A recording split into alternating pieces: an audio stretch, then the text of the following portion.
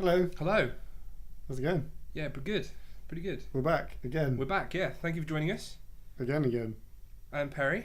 I'm Ed. We're guys playing games. Thank you for... We're back again. Yeah, I say again. This is technically episode 3. But it's an unofficial episode 2. Yeah, but it's actually episode 2 because we had a minor technical hiccup. It was Ed this time. Yeah, it was my fault. It was good. We didn't recorded a whole lot of chat. 35 to 40 minutes. 40 minutes without the mic being plugged in. With no microphone. Yeah, that was good. So yeah, there was lots of lovely video to watch of us chatting away. Yeah. Silently. You were articulating and gesticulating. Like, you're fucking, oh my god. So yeah. But no sound, so that's good. Yeah. Yeah. So this is the remake of that. This is going to be episode 2, and we're going to talk remake. Yeah, we might cover some of the stuff that you wouldn't have heard us say last week, but yeah, we'll talk about some stuff. Yeah, some of the cool stuff. New stuff that's happened. Some of the cool stuff we were going to talk about last week that you get into. missed. Yeah. So. Yeah, no, it's all good. We're gonna persevere, move forward. And in the spirit of moving forward, what have you been playing this week, Ed? What have I been playing this week? Well. I know what you've been playing this week, yeah, and I'm excited for you to tell me about it. So I've been playing. It's a new game. It came out middle of last week, probably around the time we were attempting last week's podcast. It's a game called Cat Quest, which straight off the bat is awesome. Yep. I'm gonna download this right now. It's from a new little indie studio called Gentle Bros. Gentle Bros. I like it. And yeah, it's available on Steam and currently iOS. It's coming to Android as well. So I can't download it now? No, you can't. Cause you can download it on Steam. You can play it on your PC. Fine. But yeah, and it's an RPG where you play a cat, and it has lots of amazing cat puns in it. Cat puns? Yeah. Give me one example of these amazing cat puns. No, I can't think of any. You can't think you put me on the spot. Well, when you pause the game, the pause menu has pause at the stop, spelled PAWS. I love it. I need it. Give me it now. And like all the locations, the majority of the locations have terrible cat pun names. And there's quite a cool quest that I've been playing, a little quest line that I've been playing. There's like a Twin Peaks. There's an area in a game called Twin Peaks where there's these two little villages on either side of a lake, but they mirror each other, and like you kind of meet the same people either side, and it kind of bounces backwards and forwards between these two villages. That sounds weird. It's quite fun. Sounds weird and cool. So what is? Tell me what this the purpose of this game is. So you are a cat, like most great RPGs.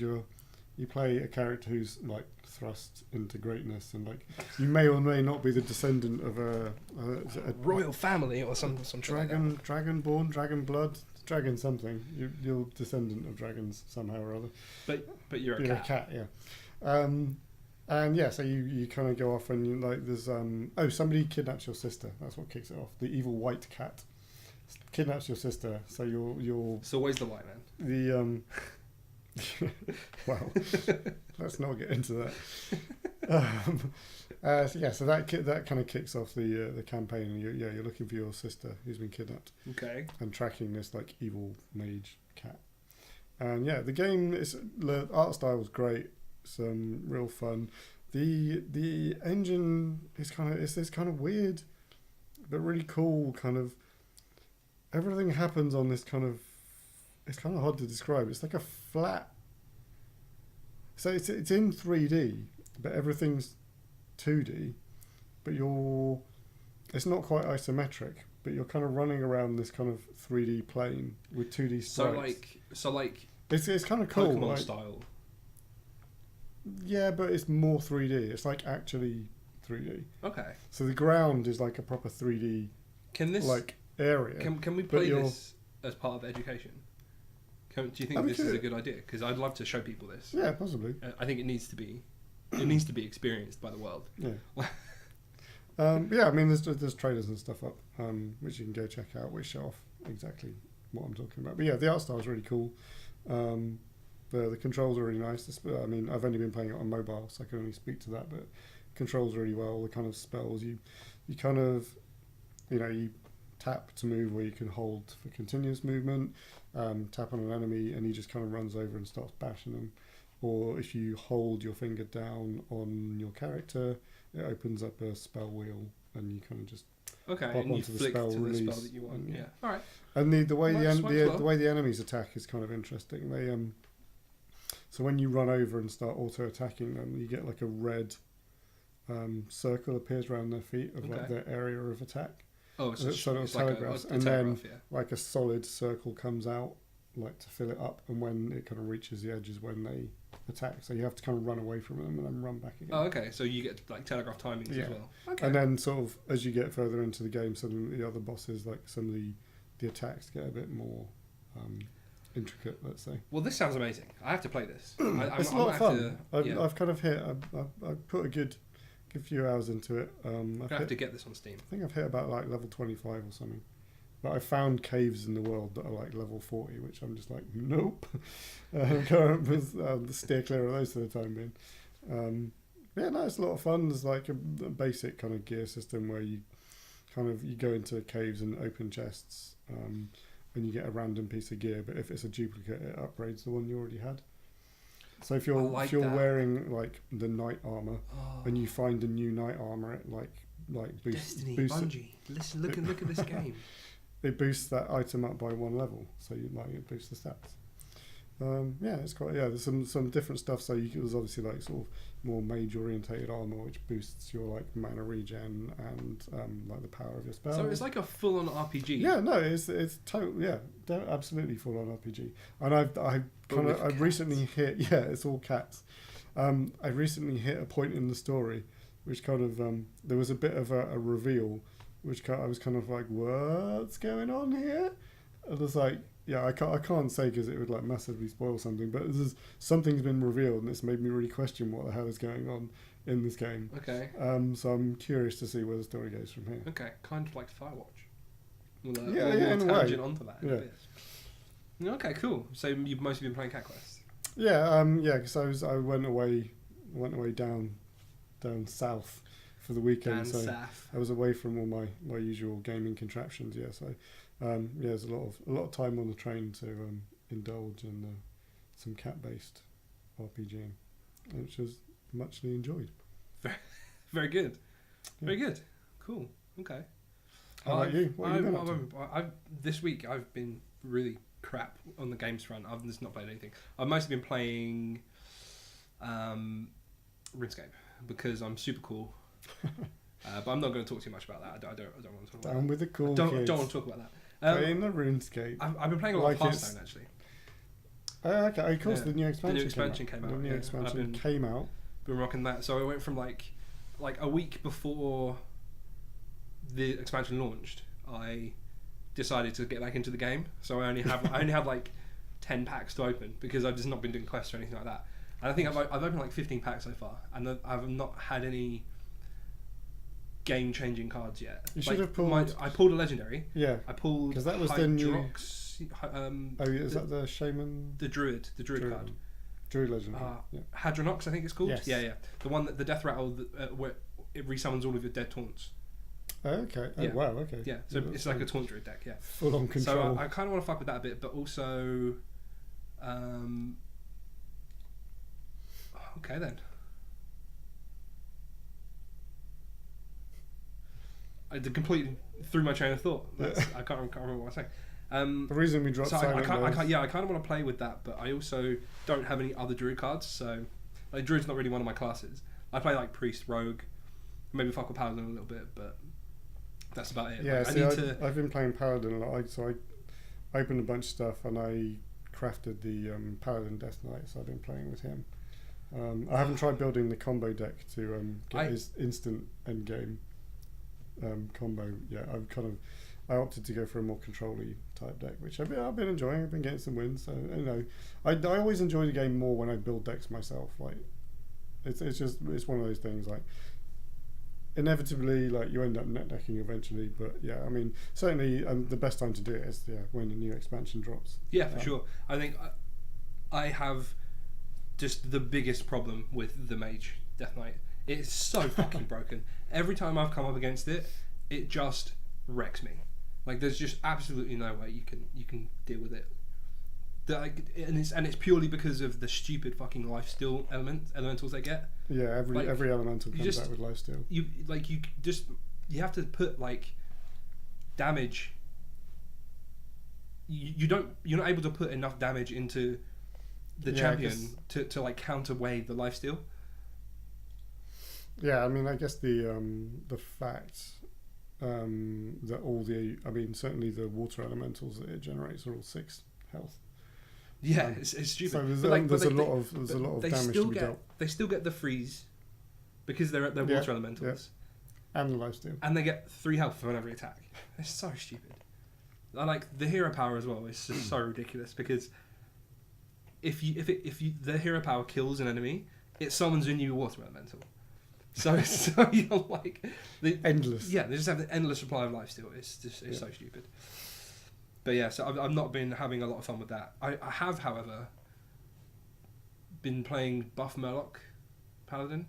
Okay, yeah. So it's the Paladin that runs all the buff cards where like I can't remember what it's called. It's like you drop it and it buffs all the cards in your hand. Oh, okay, yeah. Like There's a couple. Yeah, there's a couple of them. And there's a couple of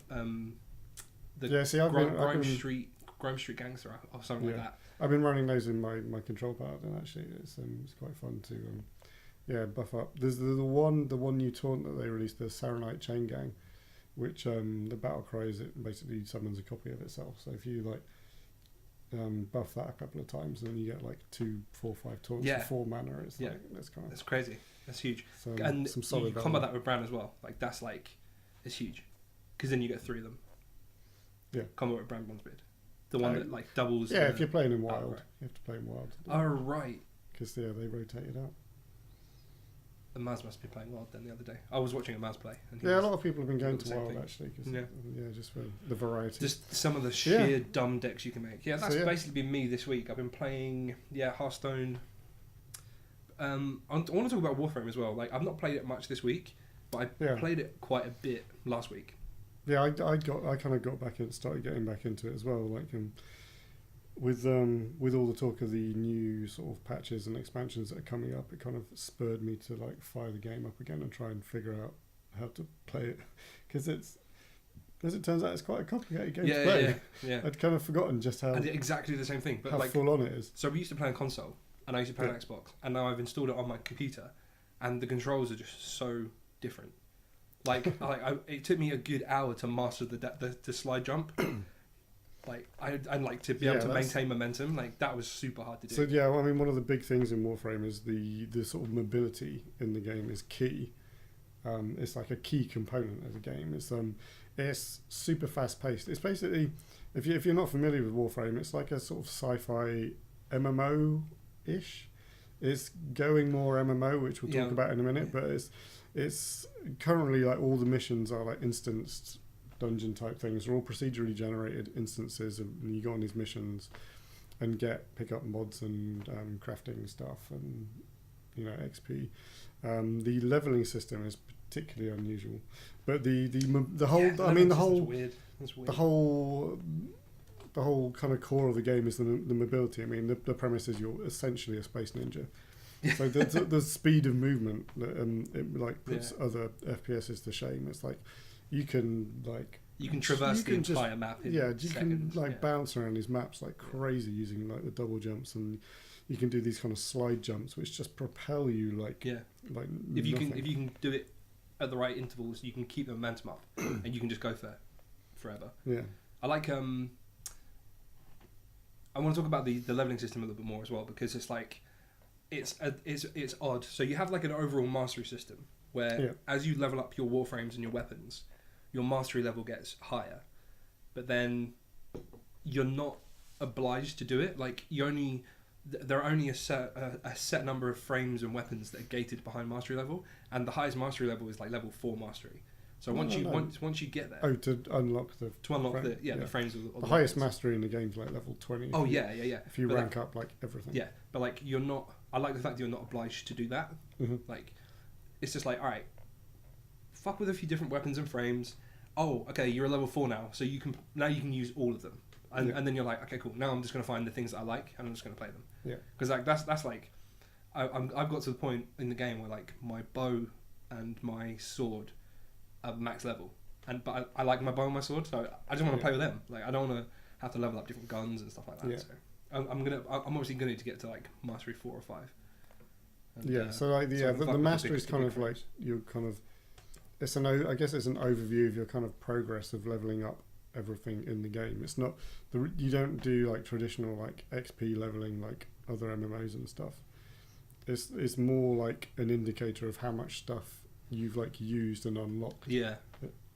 So it makes it for a kind of quite an odd system to get your head around at first.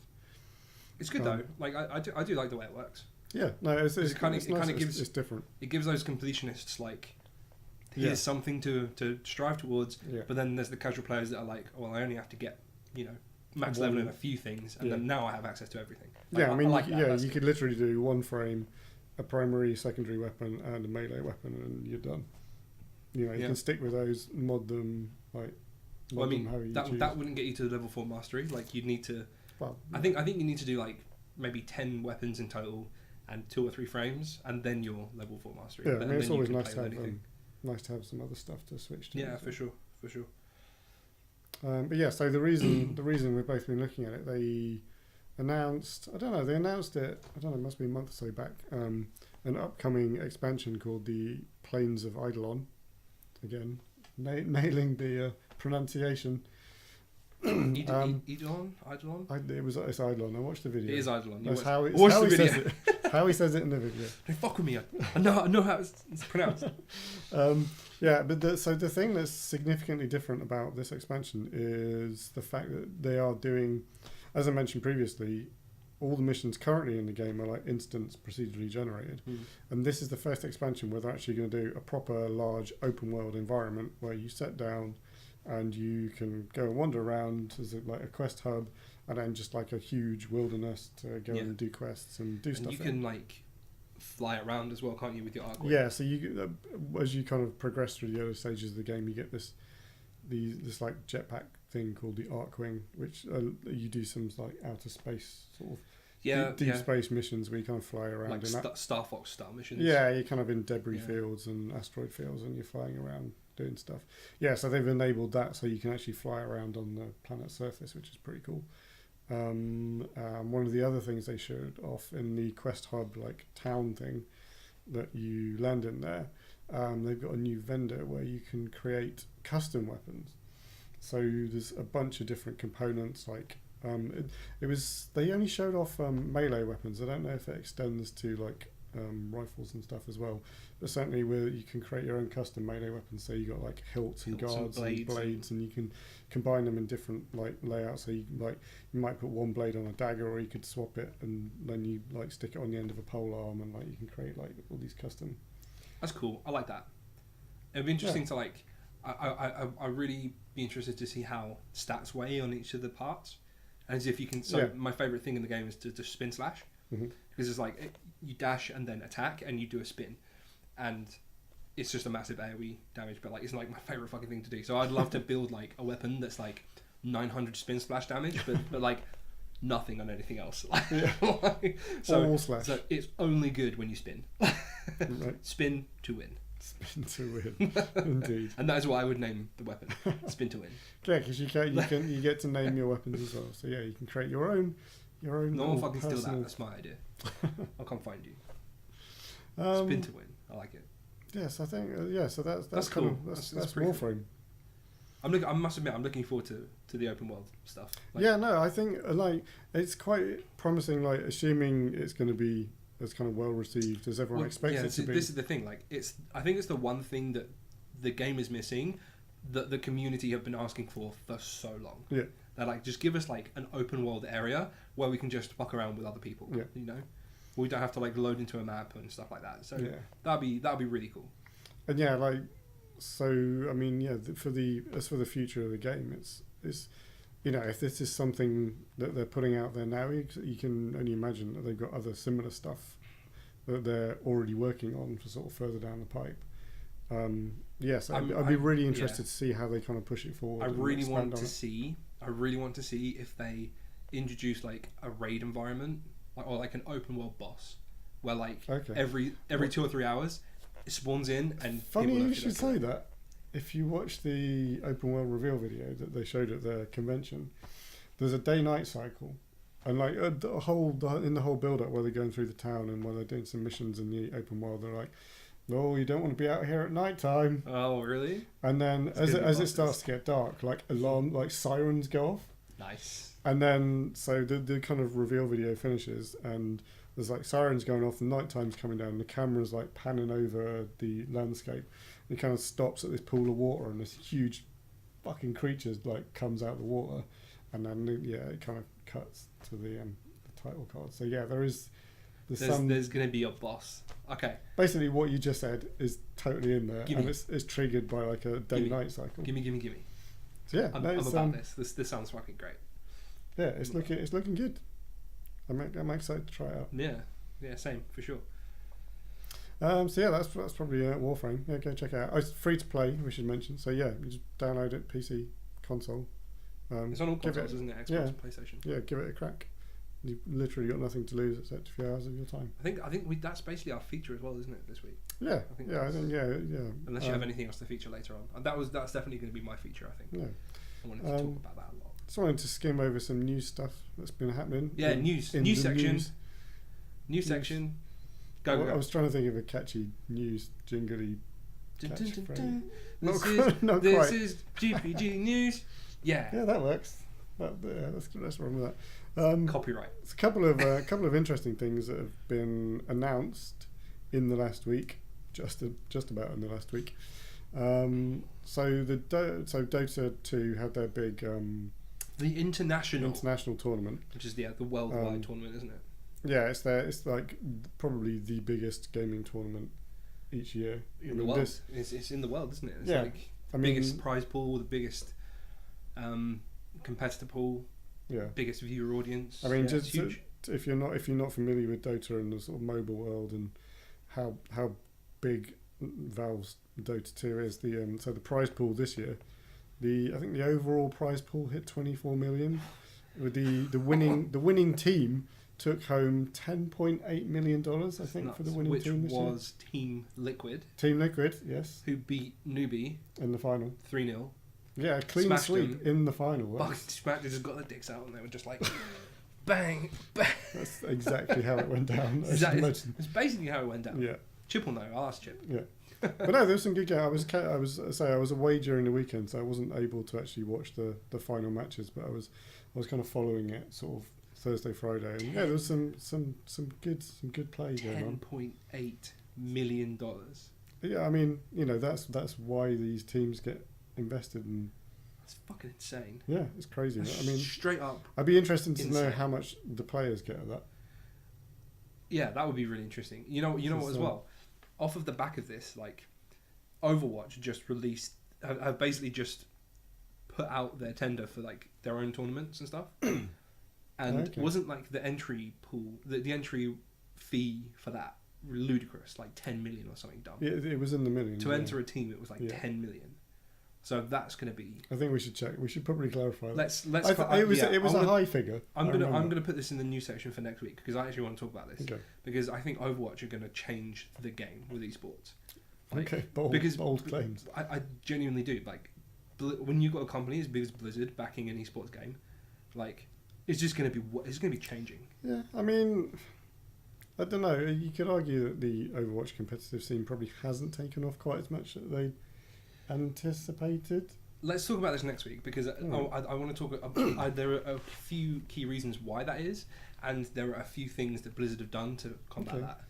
Well, if you're interested in that sort of stuff, tune in next week for Overwatch talk. Yeah. But while we're on Blizzard, they just announced the other day that the Battle.net launcher, which earlier this year became the Blizzard app, is now the Blizzard Battle.net app. It's gone back to Battle.net. Yeah. Because everyone went, we like Battle.net, don't get rid of it. Yeah.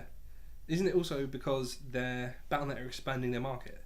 So you can now download and manage Destiny 2 through Battle.net. Yeah, so I mean that was the thing, because they announced that they were dropping Battle.net, and so they made the big thing of like, oh yeah, it's the Blizzard app, And then the big Destiny 2 like reveal thing happened. They're like, we're coming to Battle.net. Yeah. And everyone's like, what? Hang on, but Battle.net isn't Battle.net. Did you know you can actually buy Destiny 2 with World of Warcraft currency? Yes, I did know that. That's nuts. That's fucking insane.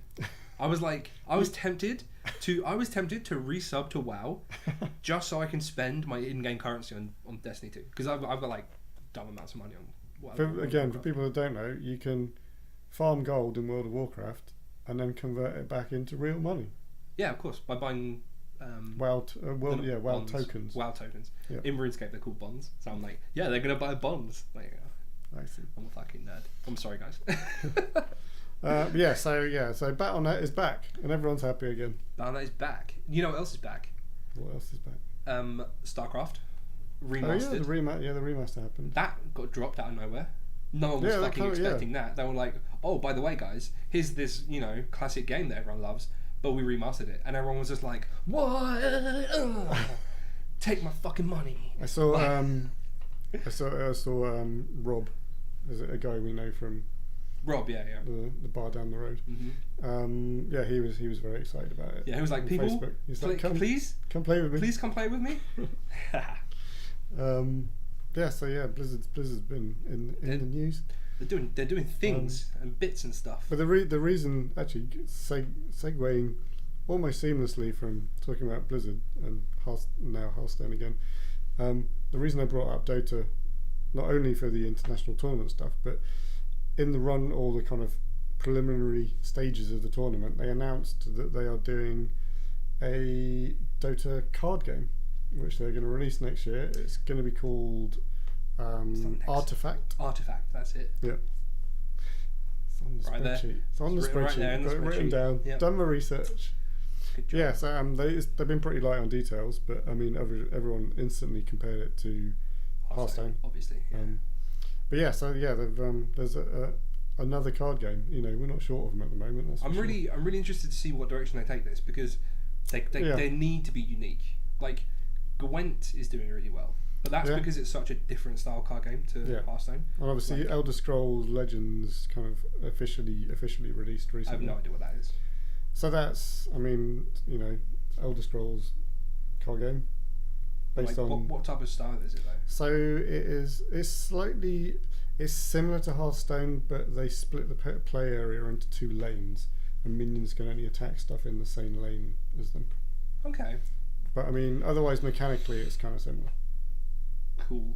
And like the different lanes can have different properties. So like the left lane can be like a shadow lane, whereas every minion you play into it basically gets stealth. I'm doing air quotes. Stealth until the next turn, or like I can't remember what the other lane does. But the lanes can have effects applied to them.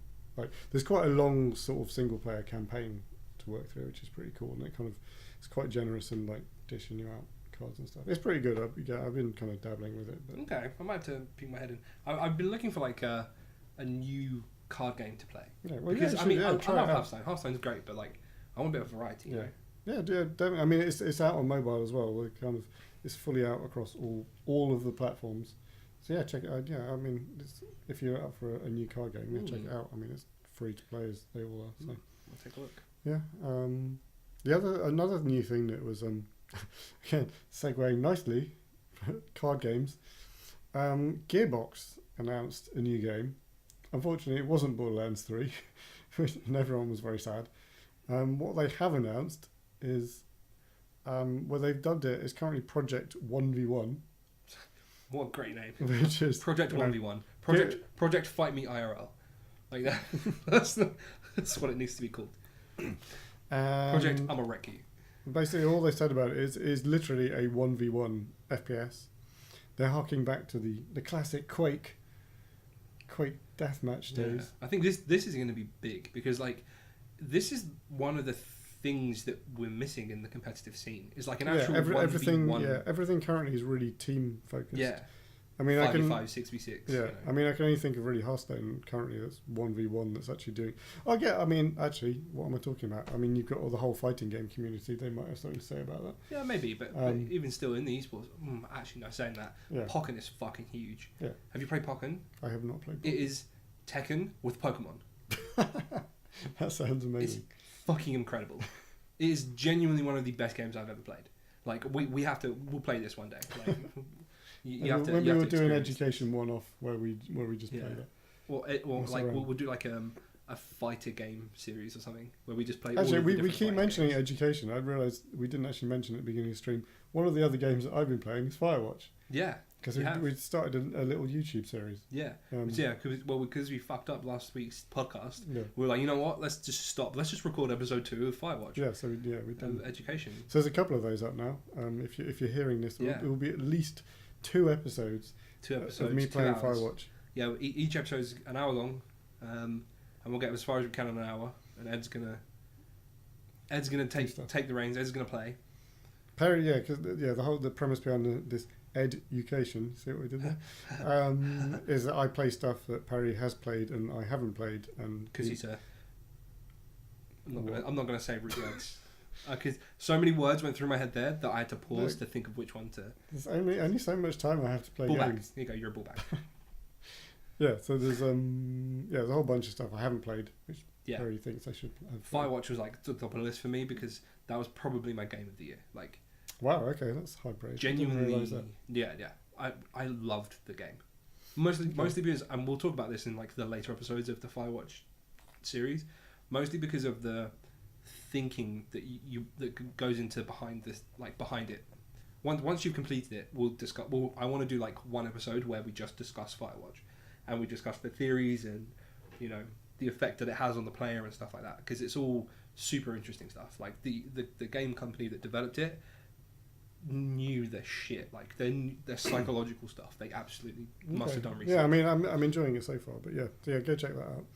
I completely tangented from what we were talking about. Yeah, the Gearbox 1v1 thing. Gearbox 1v1, yes. It's there's been a bit of a resurgence for kind of this old school shooter mentality recently. We're in like a stage of nostalgia, aren't we? Like what with loads of people were like, yeah, let's play this all these old so stuff. like we had Doom last year. Lawbreakers has just come out, which is harking back. It's a very kind of for me, it was a bit sort of TF2 / Unreal Tournament. Definitely, yeah. Kind of vibe, which was really cool. From that. Yeah, the whole class system that they put in, but then the gameplay is like it's not surprising. It's Unreal Tournament. I mean, it's Cliff Bleszinski who is Unreal Tournament, the guy who created Unreal Tournament, or instrumental. It wasn't just him. He was like the lead designer on it. So there's I feel like there's something else I'm missing, but yeah, there's a whole bunch of kind of this old school shooter, like Quake Champions is the other one that's coming up. Nice. Old school, super fast paced FPS as opposed to the more tactical stuff we've had in recent years. So the fact that they're doing like a core 1v1 old school fast paced shooter could be really cool. But they also then said that they're tacking on some sort of card game mechanic to this 1v1 FPS. Which it can only be for loadouts. It has to be for, it's like, some sort of skill loadouts, abilities or something. Yeah, so it'd be interesting to see how they manage that. Because, I mean, obviously, if something, with anything like once something becomes too powerful or everyone knows how to use it, then you just end up with the same characters everywhere. So the only game I know that has done this was the Kingdom Hearts series, and it was a game called, I think it was Chain of Memories. I can't remember. It was on the PlayStation 3, and basically like you built your deck loadout. No, it was 500. No, not 500 Days of Summer. Birth by Sleep. Birth by Sleep is what it was called. Okay. And you build your deck loadout with like different spells and attack styles, and then you scroll through them with like as attacks, but then they have to like recharge and stuff. So you can, that works pretty well. I mean, the way I'm kind of seeing it in my head is like, an Overwatch style thing, where there's basically, maybe you get different classes like in Hearthstone, so you've got the different champions, but then each champion has different abilities that can be equipped, so you can. Yeah, like, that makes sense. I mean, it'll be quite nice in the fact that it'll make for varied loadouts, until obviously people figure out what the OP combinations are. But yeah, the thing is, until they show more, like we have no idea what. I think you have a lot of potential to stop that construct of finding an OP loadout and sticking with it with this system, because you can be like, all right, so this week these cards are banned, and you kind of force people to change the way they play. So it's like Hearthstone, like they rotate the decks that are available. Yeah, there could be like a wild game mode where like anything's available, but like there could be like the ranked play could be fixed. Yeah, there could be banned lists and no. I mean, we'll have to see what they come up with. Looking forward to that for sure. Yeah. The other thing I just wanted to drop in, we've done a nice extended news segment today. The Horizon Zero Dawn, they finally officially kind of Frozen Wilds announced and dated. PS4. Yeah. November 7th. Yeah. I just read everything that was on that list. Yeah. Spreadsheet saves the day. Spreadsheet saves the day. So, have you played Horizon Zero Dawn? I haven't. It's one of my. I need to play this game. I just haven't got around to it yet. You know what this is going to be? This is going to be. I can see it coming. Education series. Quite possibly. Who knows? We'll see what happens. So, the thing is as well, it won't just be education, because I've only played like 10 hours of this game. Only 10 hours. I haven't even left this first fucking area, Ed. You see, that might not be a good education series. The completionist in me is like, I have to do every subquest ever. Yeah. So I was playing this around Az's, and he was just like, dude, legit, don't do that, because you'll be here for hours. Literally, I played the game for 10 hours straight. I didn't even get out of the starting zone. Nice. Like, there is so much stuff to do in that game. See, that worries me already. Like, because me, I'm a fan of my big open world games. Witcher 3. But I think, Witcher 3. A little bit of a hat tip to Witcher 3 there. Yeah, well, no, I mean, the GTAs and stuff, like Red Dead's, anything that's big and open worldy. Watch Dogs. I've enjoyed both the Watch Dogs games, even Division. Division. I really liked the way the Division tackled the open map. Yeah, the open world in Division is fucking great. Phenomenal. It's like so good. It's literally accurate to New York. Yeah. Geographically accurate to New York. They condensed parts of it, but the parts that are there are accurate. Yeah. But yeah, it's an amazing open world that they created, and the engine makes it look so nice as well. Like, they did a bang up job. Shame they just couldn't create a game that was, suitable for players. Let's talk about. I was actually going to talk about Division next week. All right, let's do that. I'm down for that. Because patch 1.7 dropped yesterday, and I may or may not have played it already. But I wanted to play with it a bit more. So we'll talk about Division next week, that's cool. and we can get into the goods and the bads of the Division. Why are they still making patches for that? Yeah, we'll get into that. We'll talk about it next week. All right, cool. Down for that. So I want to touch on a topic that we spoke about in depth last week, but because we're shit and we didn't have a microphone, we made some really good points, and that is the topic of loot boxes in games. Yeah. I want to talk about this because it's 2017. You need a loot box in your game. Yeah, it's 20. Yeah, that's exactly it. It's basically it. Like, you make a game and people are like, "Where's the loot box?" Like, the flip side of that is probably more the publishers than the developers are like, "You made a game. Where are the loot boxes where we can?" The thing that's kind of brought this up is there's been a couple of big games recently that are coming, which have announced they're adding loot boxes, and everyone was kind of like, what? The biggest one was... Well, the two bigger ones. Star Wars Battlefront 2 said they're putting loot boxes. The first game didn't have loot boxes.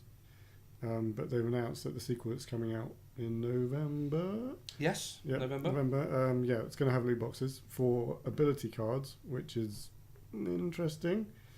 The other big one is Lord of the Rings Shadow of War. Middle-earth Shadow of War. That's it, Middle-earth Shadow of War. Which is obviously the sequel to Shadow of Mordor. Yes. Again, original didn't have loot boxes.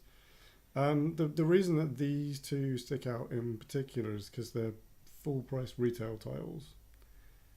And the loot boxes that can be bought with real monies give you, say in the case of Battlefront, they're giving you ability cards that you can upgrade your abilities with, which is sounding a little bit pay to win. It's exactly pay to win. Like, it is designed pay to win. I don't know if I kind of misconstrued or misunderstood how the loot box system in Battlefront 2 is going to work. But that was my understanding. So here's my problem with this. If these two titles that you pay full price for gate their content behind loot boxes, this is going to bother me. So this is exactly what... Shadow of War, they did a lengthy post when they announced it, detailing like everything that's in the loot boxes you'll be able to get by grinding the game. What I think they literally said this verbatim in their like press release, was the fact that you can pay real money to skip the grind. That's basically what they said. I think they almost said that word for word. You can basically pay to skip the grind in the game. You can grind the game to earn the in-game currency to buy these loot boxes and get all the same stuff. But they're like, we understand people don't have time to play as much, blah, blah, blah. So you can just buy it. Pay us some extra money over the money you've already paid for the game to skip the game. See, this is like, I would rather the game be less grindy and get the whole game and play it, rather than to make the game really grindy and try and make me spend more money. So there are 2 points here. The first point is these developers want people to play their games for longer because that's just like the goal of a developer, right? So if they stretch out the required playtime to get 100% of the game without paying extra money, then that's what they want to do. The second point is it's just such a great way for them to make extra revenue off of this. Like, now I'm going to talk about Overwatch. I mean, I can't. Yeah, I mean, making extra revenue, that's fair enough. I want to talk about Overwatch now because Overwatch achieve loot boxing super well. Yeah, because they're a good example. You pay full price for the title. You get every champion. None of the content's gated. You get every map, every champion. But the stuff you get from the loot boxes is all cosmetic. Yeah. Skins, voice lines, emotes. I am for that. I'm so about that because you can you can go buy loot boxes in Overwatch, and you can get like a bunch of legendary skins. Like, that's cool. Yeah. If you want to do that, that's fine. It doesn't also change your gameplay. As you level up, as you rank up, like your player level, not specifically your ranked rank, you get loot boxes. So it's like the game is giving you these cosmetics for playing the game. The weekly brawls are they're quite generous. Yeah, but like every 3 wins, you get none of the content is gated. Yeah, Whereas when you talk about Shadow of War and then being like, well, you can get all the content. Like, technically, it's not gated, but you don't get it until you put in X amount of hours. Like, that kind of bothers me a little bit, if I'm honest. Yeah, I mean, the problem is becoming a massive trend of just sticking loot boxes in games. I mean, I feel personally. I mean, I've made on our lovely spreadsheet here, I've made a list of like just games that I could think of recent memory that have loot boxes, and just reading through. Here. So Shadow of War, Overwatch, For Honor, which again, like at launch, they got slated for their loot boxes because it was like massively grindy. Like I think the loot boxes cost like 100 or like 400 like iron or whatever. Didn't they fix that? Yeah, they changed it quite quickly after launch because it was the disparity between getting the materials or the currency and being able to open them was just ridiculous. So For Honor kind of fixed it. I mean, they still have them, but it's the Battlefront 2, Lawbreakers that just come out. They do loot boxes, but again, they've gone the more Overwatch route of them just being cosmetics, as far as I can tell so far. Good. COD has loot boxes. Halo 5 has rec packs, which are essentially loot boxes. Halo 5 is a bit of a weird one because you could only...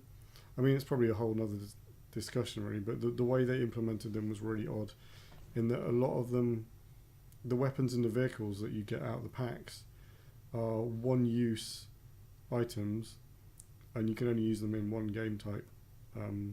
Which, I don't know, if you have weapons and stuff you like using, it means if you haven't got the card, you can't use them, which kind of sucks. Yeah, that's kind of... The only vague positive is that after 2 or 3 games, you could buy the top tier packs to get new stuff, but I'm not really sure that outweighs the ability to not have gear for a map or 2. So yeah, Halo 5 is a bit of a poor example. Gears 4 had loot boxes. Obviously, things like League of Legends, Dota have loot boxes again. See, League of Legends is interesting. League of Legends introduced the loot crates and keys as like an extra currency. So League of Legends from the start has always had a currency of riot points, which you can buy. I mean, obviously it's been free to play. So I mean, in a free to play title, it makes sense. I mean, you could almost argue, card packs in Hearthstone are essentially loot boxes. Hearthstone's a free-to-play game, but if you want more cards, you kind of buy them. It's not quite the same, I guess.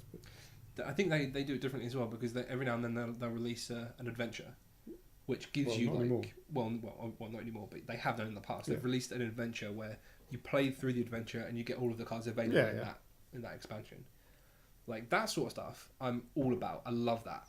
I'm so about that. Yeah. The way they did it with the latest expansion.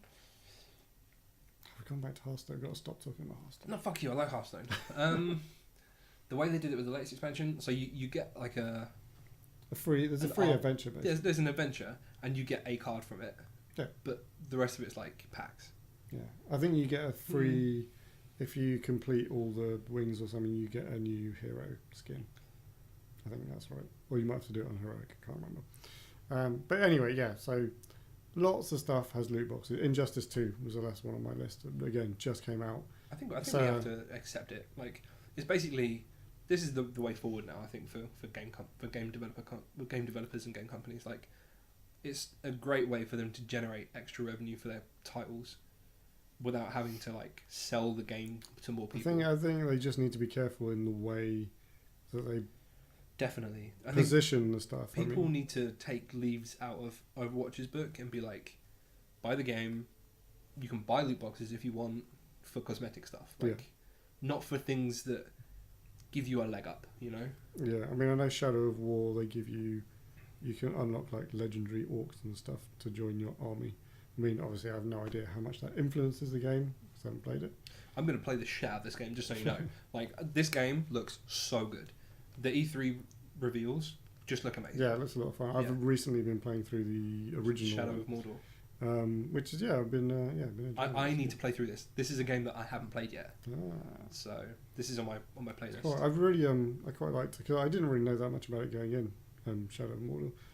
So I was quite happy, surprised to see how it tied into the kind of lore of the kind of Lord of the Rings stuff, which was interesting.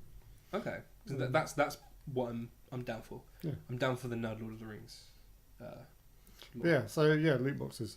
If you have any strong opinions, do tell us. Ping us on Facebook. Tell Twitter, us what you think. Yeah. Whatever. Postcards if you still Comment write in postcards. I don't know. Do you have a PO box? I mean, who knows? Not I don't. You can try writing a postcard. I don't know where you're going to send it. Yeah. Let us know your opinions, because this is a hot topic. I think. Hot. Yeah. Let us know as well, like what games you think do it well and what games you think suck. Yeah. What if we've missed something, especially? Yeah, definitely. If we miss a real big player. Yeah. Yeah. Section 3. Section 3. What was section? I mean, so this is the feature, but like we did. I think we kind of did the feature on Warframe. Yeah. I guess we're kind of. Should we just do our facts and wrap up? You can do your nerd fact and we'll wrap. That's fine. My fact of the week. Fact of the week. So, for those of you who joined us last week, you'll know that Ed is going to plan to do a fact of the week. An interesting gaming fact. We'll just call it a fact of the week. Let the people decide. Let's let the people choose. I think it's an interesting fact. Come on, Ed, tell me. What is your fact of this week? So this week's fact, from possibly, it's a good one this week, because it's possibly from one of my favourite, if not my favourite game of all time. Deus Ex. Deus Ex, the original Deus Ex. The original Deus Ex. Back in, I know 2000. exactly what year it's released, because it says here. June the 26th, 2000, this game was released. It's an amazing game. If you haven't played it, you should, yeah. Do it, because it was amazing. It's a great game. Like, yeah. But we're not getting to that now. All right. My fact is that in Deus Ex, obviously it's set primarily in New York. At least the early part of the game is all based around New York, and obviously it's got the World Trade Center is a big part of New York. So in the year 2000, the World Trade Center was very much still there. But in the game of Deus Ex, which was released in 2000, they had to remove the World Trade Center from the game. Because there was issues with texture memory limitations, and they couldn't have these gigantic skyscrapers in the background of the game, so they had to remove them. And they actually wrote into the backstory of the game that the World Trade Centers were destroyed by terrorists. Yeah. A year before, the World Trade Centers were destroyed by terrorists. Yeah.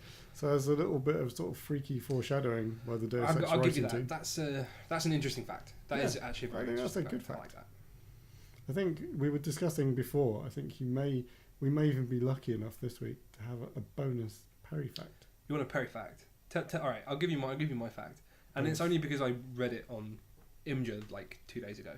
So because of the current political climate in Venezuela, the currency in World of Warcraft is actually at this moment in time more valuable than Venezuelan currency.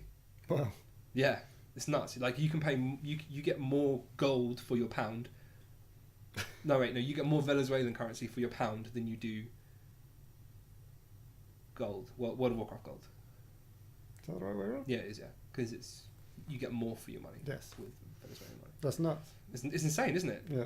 It's absolutely nuts. I mean, it wasn't really a very good fact. That's pretty good. I liked it. Yeah, I liked it. I thought it was interesting. So yeah, I think that's probably a good. I think that's it for this week. Yeah, that's us for this week. We're a few minutes early, but there's nothing wrong with that. Doesn't matter. Bit of an outro, yeah. So thank you for sticking with us. If you've stayed to the end, we appreciate that very much. Please do all that good stuff. That follow, like, favorite, sub, all that stuff. Rate, yeah. iTunes ratings. Drop comments as well. Like, let us know what you think about what we're talking about. Let us know if there are any topics you want us to talk about in the future, because that's very helpful. Thank you. I've been Perry. Yeah. I've been Ed. And we've been Guys Playing Games. Yeah. See you next week. Yeah. Tune in next week. Bye.